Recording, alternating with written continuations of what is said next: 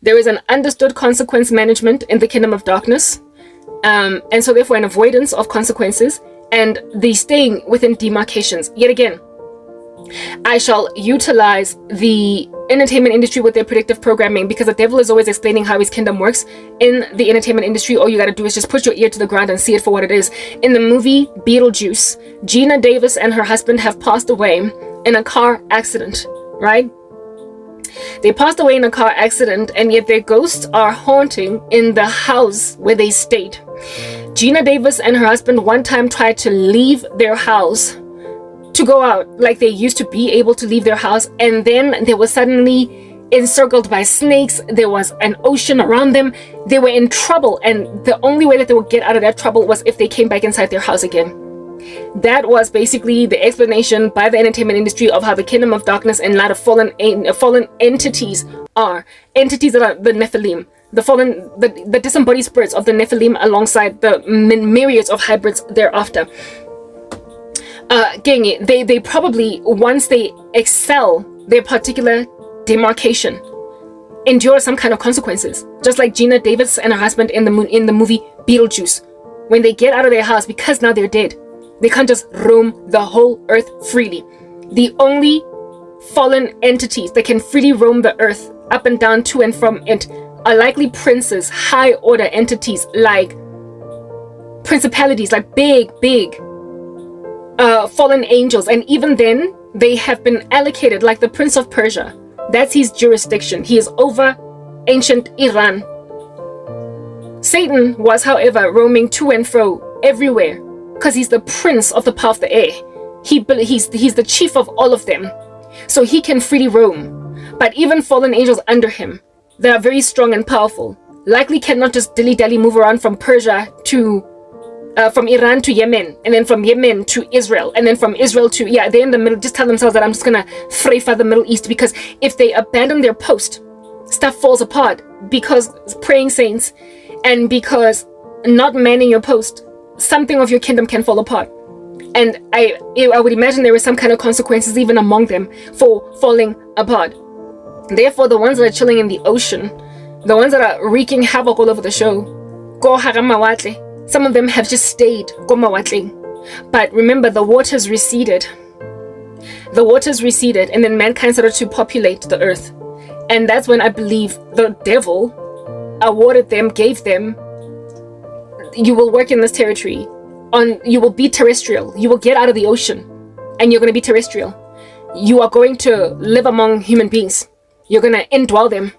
But there are other entities that stayed at sea, and they stay there and don't ever leave. They stay at sea, they stay in rivers, they stay dams, lakes, swamps.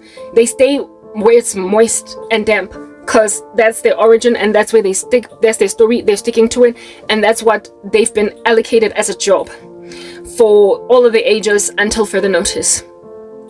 And they wreak havoc in those environments. So how do these that are maintained at sea then lure terrestrial human beings in?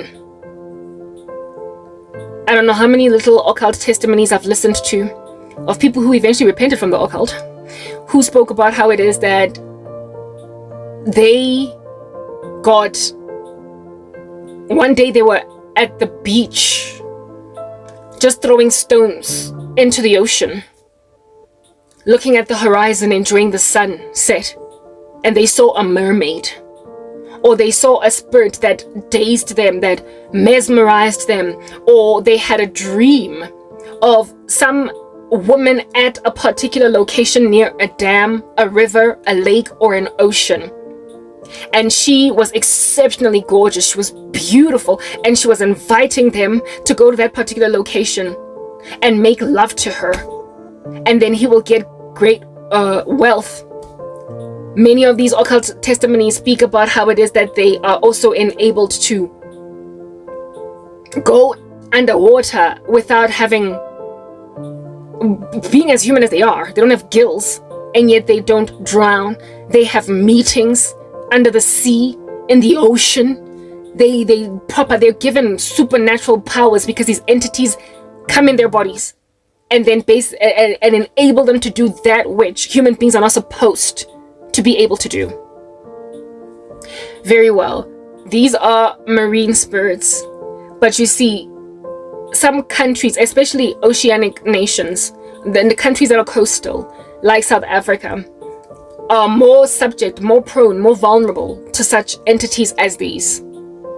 When you live in a country that has got an ocean, there will probably be some kind of marine spirit occult or like involvement in it. But some marine spirit occult involvements are equal.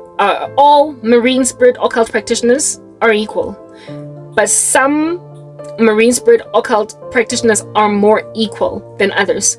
In other words, there are heights or oomphs or degrees of crazy in terms of marine spirits based on territory, on geographical location, and Africa is just rife. Africa is just rife with the adoration of marine spirits, of water spirits. And for me, it's like I'm asking myself, why is Africa so besotted with marine spirits more even than, let's say, Australia? More even because it's a whole island. The whole country is an island on its own. Why is Africa so prone to all this crazy as opposed to other countries that have oceans, right? America. Why in Africa is ancestral worship so extreme? And why is this ancestral worship so richly rooted in water spirits? If you think about the call of Ubungoma, the call of being a Sangoma, a witch doctor, yeah. If you think about that call, a lot of these initiates into the kingdom of darkness in this fashion, in this particular fashion, Sangoma vibes. They have to go to rivers, they have to go to lakes, ablude themselves in those murky waters, maybe even oceans. They have to out here do rituals with aquatic animals like crocodiles. They have to and water snakes. Water snakes and crocodiles are rife, they're big, and they're victims. Those who endure witchcraft curses under them will often dream when the spell is now trying to take effect, catch fire. They will dream about being chased right here on terrestrial land by aquatic beasts that are, however, able to breathe outside of water, like crocodiles. You will literally be in the middle of a mall in downtown Johannesburg, in a mall in your neighborhood, on the street, and you will be in a dream getting chased by a crocodile. You will be getting pursued by a crocodile that you should be able to outrun and out survive because it's not near water, and yet it's pursuing you. And the reason why it's pursuing you is because it was fetched in the water to come and do some damage to you who aren't in the water. You are not engaging these spirits, but these spirits get sent on you, so you will dream about it in this way. Wake up in the morning and be like, feel relieved that it was a dream, but nah. It wasn't just a dream, it was a witchcraft spell, and lo and behold, a few moments down the line from there, you're starting to have life issues. I've been pursued many a times in my dreams by strange animals like lions. Lions are quite prolific in my dreams, but also crocodiles. And these crocodiles sometimes are standing like on 2 feet with their, crocodile looks exactly like that indeed. Out here talking to me, but standing. It's marine spirits, it's aquatic witchcraft that likely used the aquatic beast that is the crocodile in a ritual. Hey, Bachon guys, I've been seeing things. For a minute, like the occult. I'm sorry, y'all. Like, I don't like you. I like to say that time and time again. I don't know why you don't see that this stuff, you're not going to be safe. But let's go back to what you call this ancestral worship. before we even get to the aquatic beasts. All right. Yeah, let's get to ancestral worship. Ancestors in Africa. That is like a very prevalent form of idolatry that is most prevalent in Africa than anywhere else. The worship of ancestors is most prevalent here. And I would imagine that likely what happened over there is that these marine spirits reached the soul of Africans. They basically evangelized Africans for their form of religion, using dead relatives, and put it together, mixed it with the provision of water, because we are in desert land. Africa's quite dry. We all know that because it's hot. So ancient man that did not quite easily have plumbing, irrigation, running water, all that jazz, like an entire village could be wiped out by just 3 months of flood, not of flood but of drought. So it therefore was a matter of life and death, and if something can promise to give you life, you will make it a god. So these people probably endured mass deaths in their camps as a result of the famine that tends to ravage Africa. And then after their relatives died, suddenly when they were at the rivers, there was no water, right? I get we're speaking about it right now. Their dead relatives appeared to them, and they were likely made white as snow on the face because they've just seen a ghost. And they would ask themselves, Hebandla weo. I saw my cousin Pinky.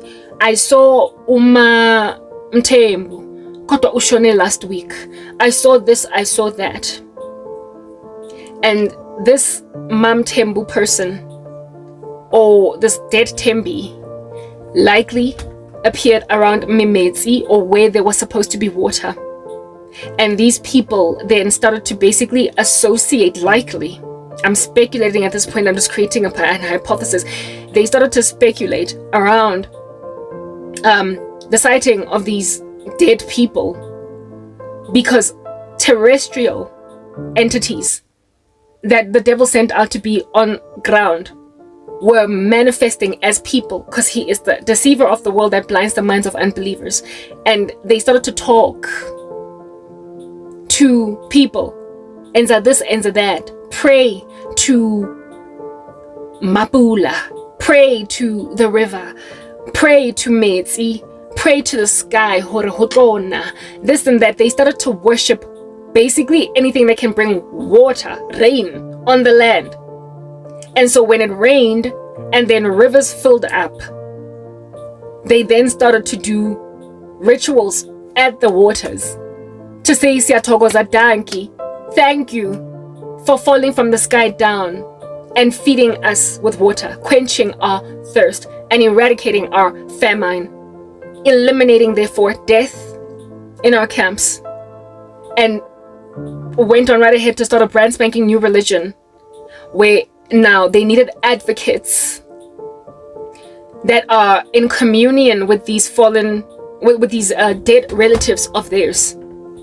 And these advocates, these mediators are sangomas. And how they know that they're sangomas? Because they get called. Likely somebody was called, and then a fallen angel speaks to them. Not a fallen angel, a demon. That's what they are. Disembodied spirits of the Nephilim are called demons. A demon speaks to them in the image of late grandmother. And the person that gets spoken to likely Gomatamo, Metzing, whatever, because this thing is a marine spirit. And this person is like, Gibone Uma, Gibone U this, Gibone U that. Why only you? Because you're the cold one. You're the one with the gift.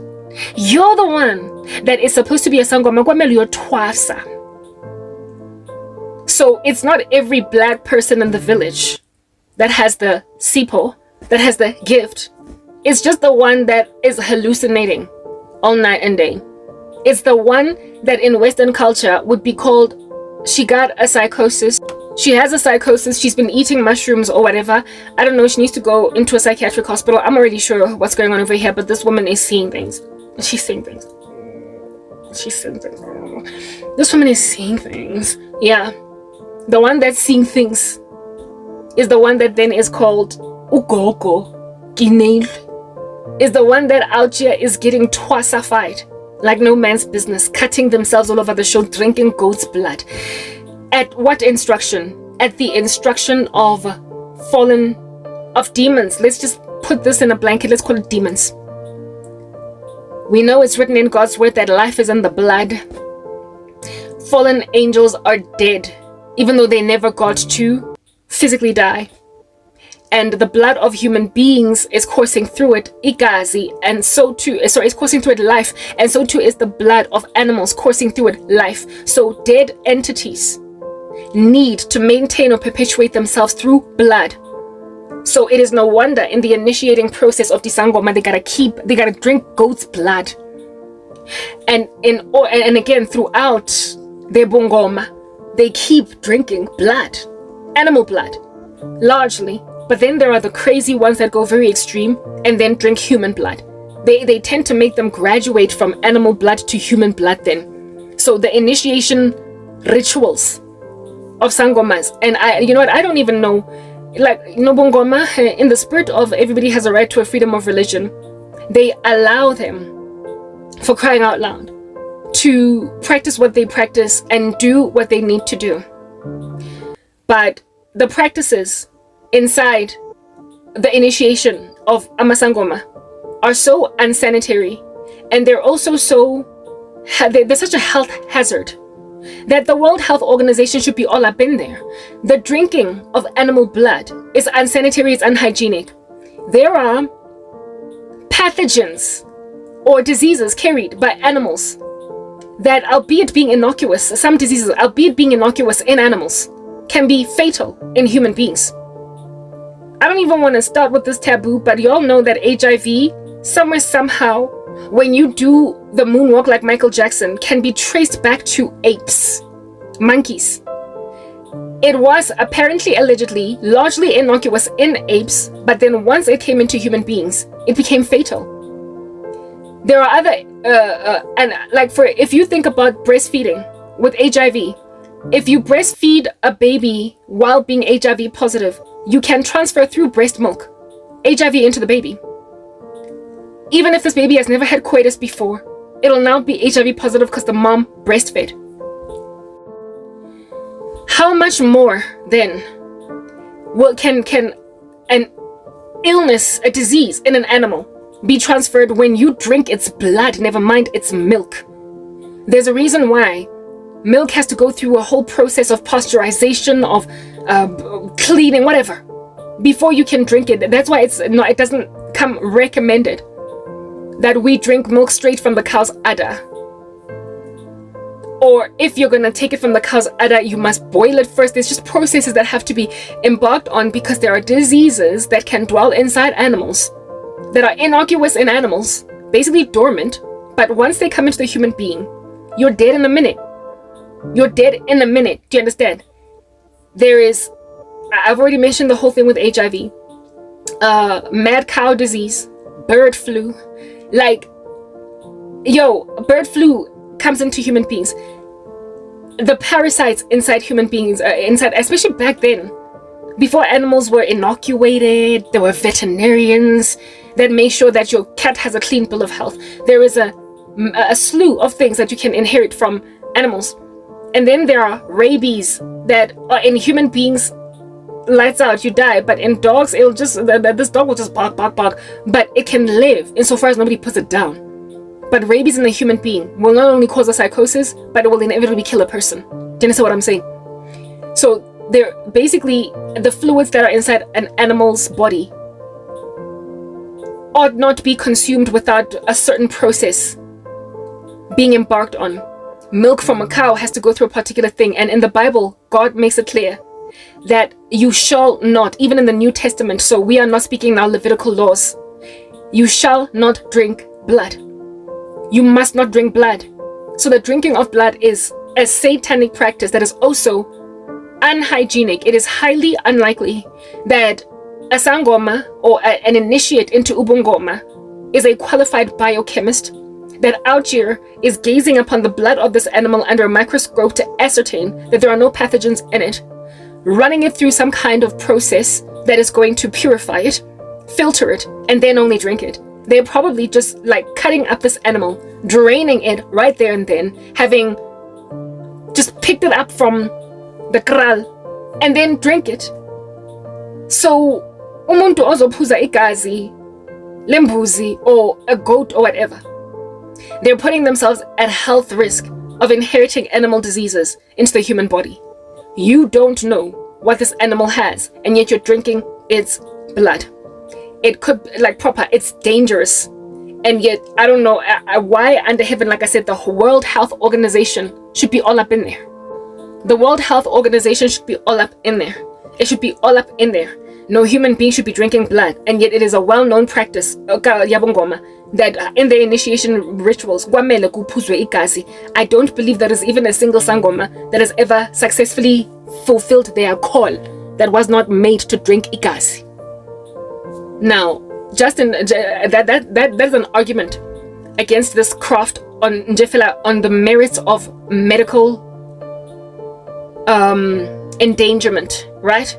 Just on the merits of medical endangerment. But then when we move into the spiritual space, why under heaven is it so necessary when you are getting recruited into this like kingdom? Why must you drink blood? Don't you see that you're a vessel for dead things that need living blood to live? Since life is in the blood, you drink it as a demon-possessed man. You shed it as a demon-possessed man because the devil needs it to gain strength. Without it, he has no juice. He's like a vampire. But you're his vessel, his straw. That's what you are. You're like the devil's straw to drink human blood, to drink animal blood, so he can gain strength. You're the vessel through whom that blood travels. And you don't think that this stuff is satanic. Unborn, like proper, the God of this world has blinded the minds of unbelievers. Blinded the minds of unbelievers. These fallen angels demand of their initiates ukuthi baphuze igazi. And the ones that get spoken to are the ones that then are elevated to positions of sangoma or high priest, high priestess, high chief of Angola. They get given all these jobs, and the more brutal they're prepared to become, the more they get exalted. They kill babies because their blood is apparently purer. They kill people in their human sacrifice rituals. They easily give their family members names in satanic rituals. It is a deception, and it ought to be seen as that by people, and yet strangely abayiboni. But when you get in the scriptures, when you get in the Bible, uyabona, you see it, like it becomes clear as day to you. But it is a parable to the man who is perishing, because God will always speak to parables to people who are perishing, because they're stubborn, and so they don't deserve to understand the truth. It is all very confusing to them. However, it is like ABC and 1, 2, 3 to the one who has been given eyes to see and ears to hear, and the scales on their eyes have been peeled off. These ancient spirits are demons that died, basically human beings that were mixed with angel DNA that died in the flood. They're human beings mixed with angel DNA, fallen angel DNA that died in the flood. And because they don't go to Hades immediately, they are roaming around, and they can shapeshift because they have taken after their ancestors, the fallen angels. And so therefore they can look like your grandmother, your grandfather, and your late cousin. They can also speak to you, be it in dreams or with you sighting them as an apparition in the near distance, and say to you, go to the river and dunk yourself there 3 times, and then speak to an animal there in the ocean or in the river, some aquatic beast. Let it open its mouth. It's not going to eat you, even though it's a crocodile, because I'm going to put it under a spell, and you're going to grab something out of it and eat it. Then you're going to gain your powers as a sangoma. There you are, being initiated at the waters, at the rivers. And then because you got spoken to by this entity. You then become the advocate in your city, your town, your village, with the ancestors. You commune with ancestors on behalf of people in your village, and they trust you because these things are using magic. They use supernatural powers. And when people see basically poltergeist activity, when they see stuff that's not supposed to be true, of our time and space within our metaphysical realm, when they start to see non-explainable phenomenon, they will start to also imagine that it must necessarily be God, hence ancestral worship.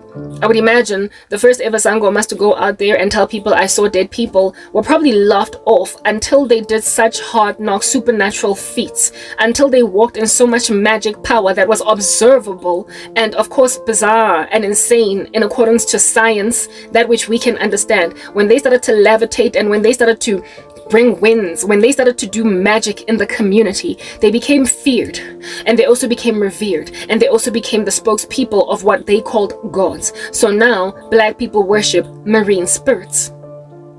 They worship marine spirits that they think are their dead relatives, these spirits of which were fallen, are just demons manifesting the image of someone that is dead, that is in Hades or in heaven. It's appointed unto man to die once, and thereafter is the judgment. There is no true human being walking up and down the planet today that's dead. They're either down there or up there. So everybody that you see is a demon manifesting in whatever you would like to see for the day. And they can talk and give you ideas. Hence why it's written in God's word that these people will not it's written in God's word that people are not going to be able to endure sound doctrine, but having itching ears, they're going to gather for themselves a great number of teachers to teach them what the itching ears want to hear. That people are going to be tossed to and from by every wind of doctrine, and that people are also going to give heed to seducing spirits and doctrines of demons. Seducing spirits and doctrines of demons. They seduce you, telling you a little mermaid at the ocean in a dream, come to me. And then they start to give you a religion. They start to explain things to you and show you magic tricks. And with these tricks, you then sing as they are, right next to, combined with their doctrines. They basically, apparently, allegedly award you proof in the pudding. They enable you to see, to believe. So their doctrines are mixed with signs and wonders. And this is what creates a false religion. And then you harass your whole village with these fallen angels, with these demons, You then harass your entire country, your entire city, your whole office building. Now that we are in 2025, we have graduated, progressed to all these years down the line since the initial encounter. And you are harassing the living daylights out of your colleagues in the office. You're harassing your next door neighbor. You're harassing your mom, your dad. You're harassing your baby sister. You are stealing, using doctrines of demons and destructive heresies that came and spoke to Africans because they exploited the need of Africans, that was water. And so now Africans are out here using marine spirits for just about everything. The dreams that I have gotten over the very many years that I've been in existence as a Christian, a lot of them involve, oh goodness, just so much water, like so much water. Like there was this one guy that bewitched me to never ever come up for air concerning my career. At that stage, I'd already lost everything and he wanted to keep me lowly. And I had a dream of me being in, at the time I still had my apartment. I eventually lost it, okay? I had to move out. I was evicted. I wasn't evicted. I moved out on my own accord because I couldn't pay rent anymore. Anyway, that in that apartment, I was sitting in my bedroom, and on the floor, like everywhere, there were little buckets. From the ceiling. These buckets were catching water that was leaking from the ceiling, goop, goop, goop, goop, all over. And I was trying at my best in my dream to keep my bedroom dry. But these buckets were on the floor that I put there precisely because my ceiling was leaking and there was water everywhere. There was water everywhere on the floor, even where it is that the buckets basically...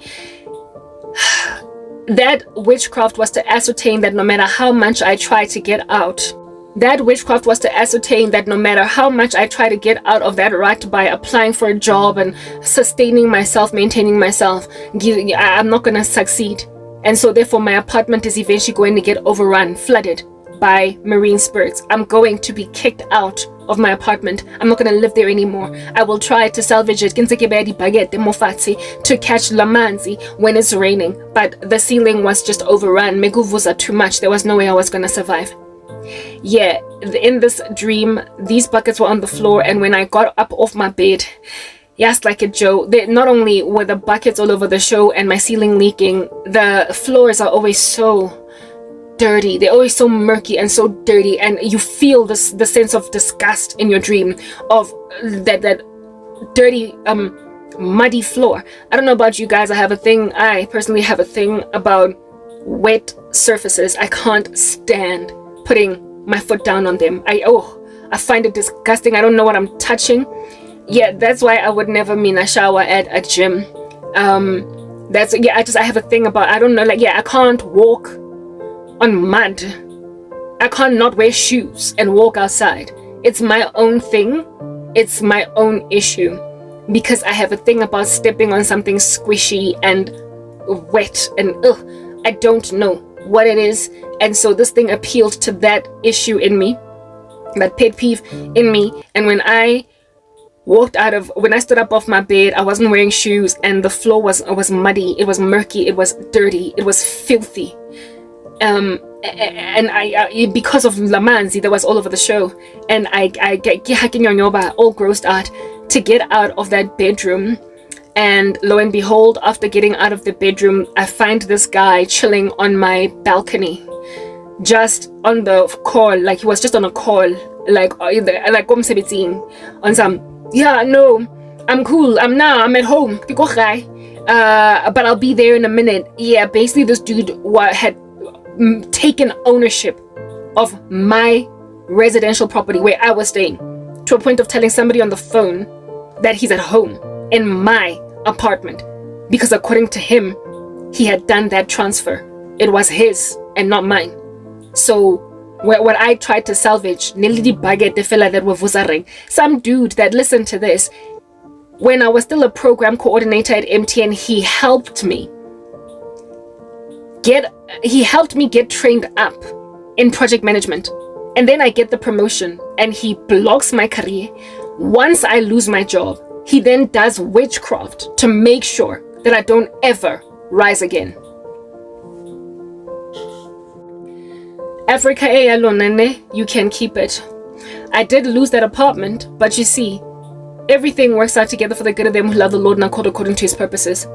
And the Lord has set apart everything for his purposes, including the wicked for the day of trouble. That is his strong delusion. That was his strong delusion. When I lost everything, he probably thought,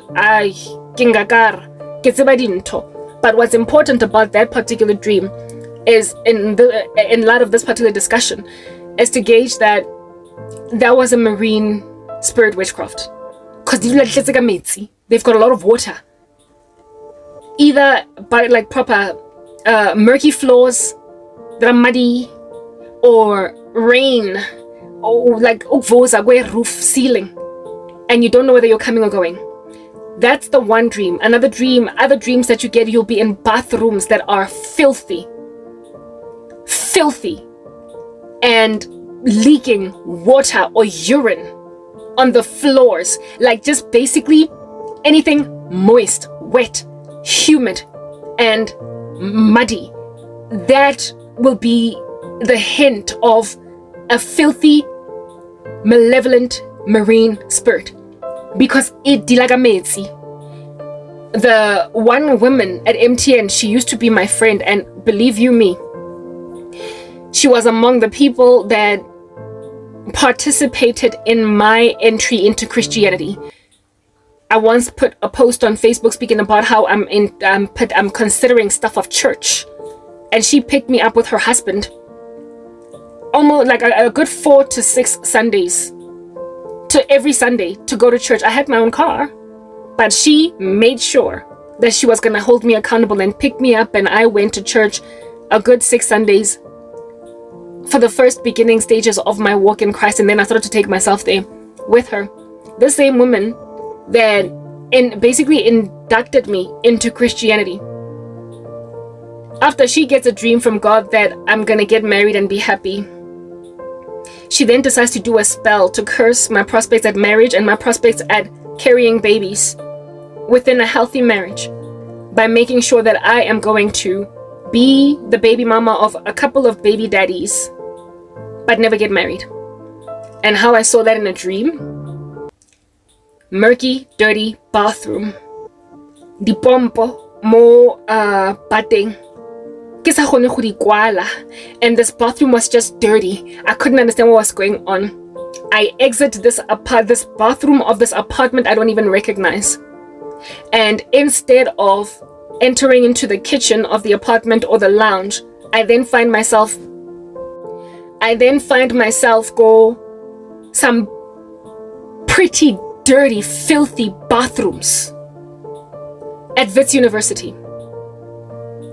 Ditsila, like on the floor there was water or urine, I don't know what it was, and they were murky, dirty, and they were smelly, and I wanted to get out of this toilet, Jakob Wits, and I just could not find my way out. I then, as I'm standing in this bathroom, Jakob Wits, then all of a sudden I look down and I've got a baby bump. And this baby bump went from looking 3 months big to looking 5 months big to looking 7 months big. It grew so fast. And as I lifted my shirt to look at my stomach, yo guys, black stretch marks all over my stomach. And these babies in my stomach, nearly my twins, were jostling each other in my belly because they were not from the same baby daddy. One was from one ex of mine and the other baby was from another ex of mine. One ex was from before Christ and another ex was one that I thought was saved, but he wasn't, so I broke up with him within 2 months. And my stomach grew at lightning speeds and I got these horrific black stretch marks on my stomach, and I was in this bathroom feeling strapped and stranded on this murky, dirty, watery floor that was gross. And in my dream I said, Jesus, help me. Jesus, help me. After saying Jesus, help me, the pregnancy disappeared and I find myself sitting in the back seat of this woman's Mercedes. And she looks back at me from her driving position and she's like, hi Karabo, with a big smile. Hi Karabo. The pregnancy's gone. That was the Lord.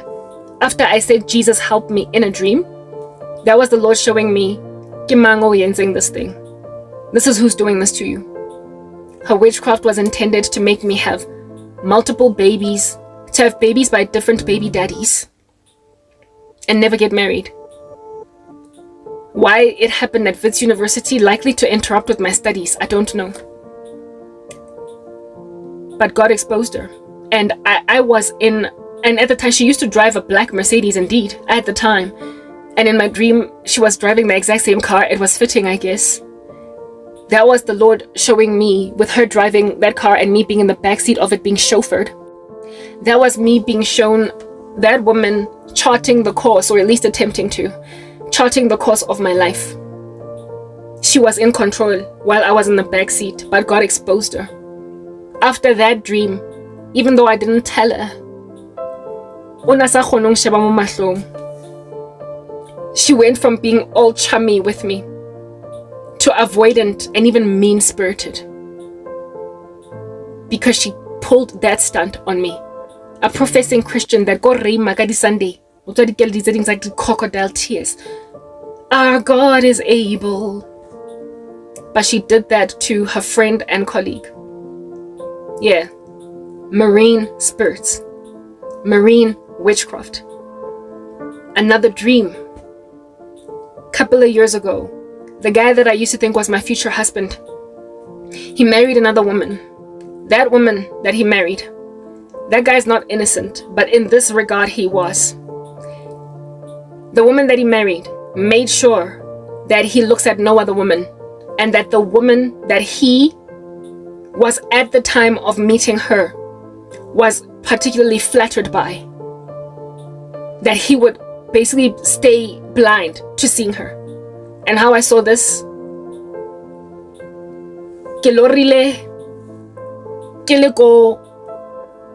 like think a lot of trees, and there was a river right nearby, and by nearby I mean like maybe like 5 footsteps, 10 footsteps to the river. But I was not far from the river, about 5 footsteps just outside of it, and I was just standing there, like stuck, stationary in this like bush, and I was so scared in my dream. It's like I couldn't move. And I was near this river, and everything around me was dark and murky. I wake up and I'm like, I can see a situation. Oh yeah. Oh. And the guy that I thought was my husband in this dream of mine, Onale, it's like he was like an apparition, just staring at me at like a bit, like maybe 2 or maybe 4 meters, not far but far. And he kept on like you know the way that a light bulb would when it's at the end of itself, it's like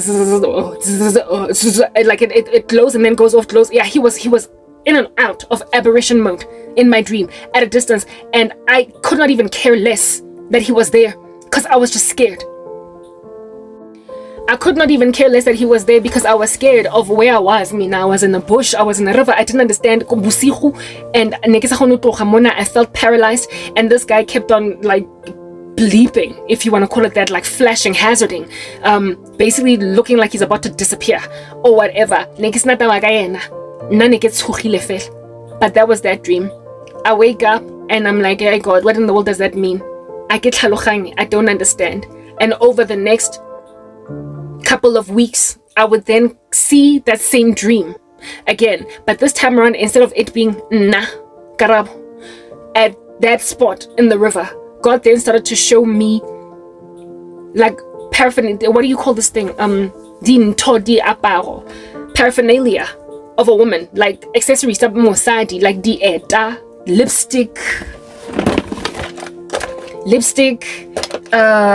kwai, mangena. Basically, if it's a female accessory, like diget, or even a female item of clothing, a little bow, whatever, di pin, bobby pinza moriri. Yeah, ke ha ke bona tsona dilimo where I was in my dream. So instead of me dreaming about me being stuck in that position, I then saw women's paraphernalia in that spot. I then was like, God, why do I keep dreaming about that same spot and that funny weird dream? What does it mean? What does it mean? And ultimately the Lord was like, put 2 and 2 together, Karabo. The first dream, you were there in that spot stuck. The next dream, a couple of dreams, I showed you female clothing items, di kwai, di engenge, lidi mangena, lidi whatnot. I was like, are you telling me that I'm buried at a river? Are you telling me that I'm buried at a river? And God was like, Danko, bullseye. The Lord was telling me that girlfriend that thing, not girlfriend, the woman that he eventually married. We loko sangomeng after spotting this man. And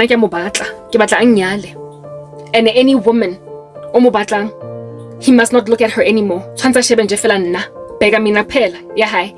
Sangoma ya Tengi told her, or either Sangoma did this ritual herself or himself.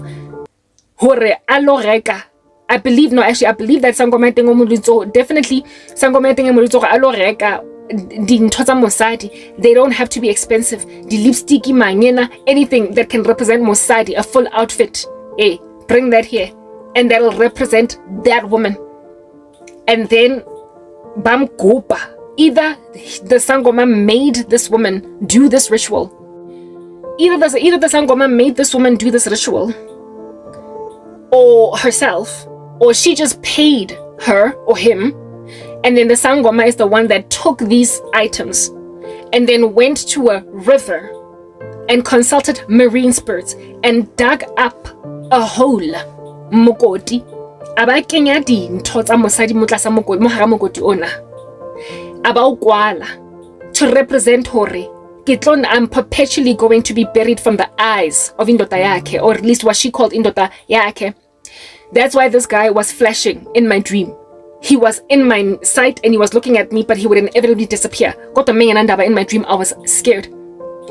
This chick had, basically buried me there. Why was it me that was buried there? This chick did not know me. Her witchcraft was ubiquitous, it was general. She was like, any woman that he is looking at, any woman that he wants, he must not look at her. He must forget about her and only look at me and marry me. So basically, I, by collateral damage, fell under that spell because that man just so happened to, at that time, be looking at me. So that's why I was found there. Those items of clothes, those things in the ground, represented any woman he was in love with. And so I was there. It could have been anybody else. It could have been some other woman, but it was me. Marine spirits. That whole ritual was done kumatamo. That's why nekilokopila a river. Lo and behold, I eventually figured that out. Right? And then I was like, whatever, good riddance, cause he was full of witchcraft anyway. He was like birds of a feather flock together, they deserve each other, him and that woman. Mara, this man was in and of himself involved in hard knock satanic magic, so he deserved to marry that woman. So I was basically rescued from that random crazy guy by the crazy woman he married. Then years down the line, maybe not years, let me say maybe like 3 years down the line, I'm like I'm moved on from that whole situation, right? I then get a dream of this time around, however, instead of it being dark and foresty, it was bright as day, evidencing that the glory of God was in there and I was being shown conquering. Eventually, those spirits manifest in the way that I ought have seen them, because initially the dream was, I lacked understanding as to what I was seeing. Ke ha ke bona hona ko le tamong la teng in the river, the dam where I was in the first dream, really scared. I then I then observe from a safe distance in the bright of day. I then see from a safe distance in the bright of day, okay, this guy, Aliko, the guy that was supposed to be my future husband, right? Well, no, he wasn't the one that I thought. Yeah, he was an evil man. I then see him atshwarisitswe, like as in na tshwerwe poho ka di wrists tsa gagwe ke di crocodile guys, they like 4 or 5 crocodiles tsene di eme like men. They were on their hind legs. Like I told you, I've dreamt about crocodiles standing. You know how a cat can stand on its hind legs looking all cute like that, but crocodiles are not supposed to do that. Crocodiles are not supposed to do that. They are on their bellies. Mara, in my dream, the way nedi pile matlakateng le dominion, nedi tshwarisitse monna ona le di 5, and they were at this river. Din shebile, di motshwere. Some of them had this side of his hand, others had this side of his hand. A tshwerwe sona ke di crocodiles 5, and because of them he could not get out of that ocean. He could not ocean, but river. Una sa kgone go tloga mo metsing ao, mo that riverbed. He couldn't, like he was held by walking crocodiles, about 4 or 5 of them. And I was at a distance looking at this on some, what does this have to do with me? What does this have to do with me? That was a couple of years after I saw that initial dream. That guy harassed me so badly, so horrifically with witchcraft spells. He tried to kill me because I found out he got married. He had been such a nuisance. And when I was underground, not posting online and whatnot, the Lord showed me that they deserve each other, him and his Jezebel. He is stranded in that marriage. He is stuck in there. And he can't come out. He has been held hostage by a satanic wife, but they deserve each other. That man would have been able to break free easily from all that darkness if he had given his life to Christ. But he was rather stranded in that environment. That was God showing me basically deliverance of my person, because in that dream I was no longer stuck, unable to move, paralyzed. I was merely making an observation. That was the Lord showing me my own deliverance, because remember, I was hung up on this guy.